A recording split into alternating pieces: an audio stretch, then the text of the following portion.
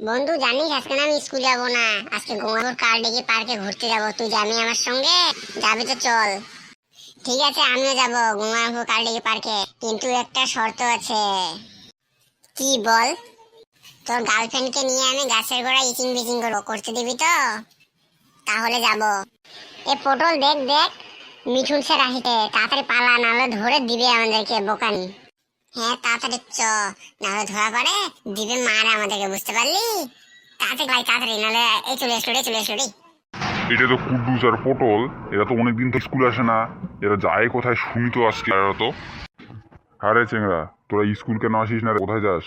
আর তোরা এইটুকু বয়সে বেশি পাকা হয়ে গেছিস, গঙ্গারামপুর কালদিঘি পার্কে তোরা মেয়ের সঙ্গে গাছের গোড়ায় বিচিং বিচিং করছিস, তারা তোদের দেখাচ্ছি না। স্যার ভুল হয়ে গেছে, তোমার মেয়েকে নিয়ে আমি গঙ্গারামপুর কালডিঘি পার্কে গাছের গোড়া বসে ইচিং করছিলাম, আর করব না, এবার মতন ছেড়ে দাও স্যার। স্যার আমারও ভুলে গেছে, আমি তোমার ছোট মেয়েকে নিয়ে গাছের গোড়ায় বসে ইচিং বিচিং করছিলাম, ছেড়ে দাও স্যার, আর কোনোদিন করব না। হ্যাঁ, তুই আমার মেয়ে, দুটো মেয়ে নিয়ে যায়, তোরা দুজন গাছের গোড়ায় বসে ইচিং বিচিং করছিস, তারা তোদের মা বাবাকে বলতে দে।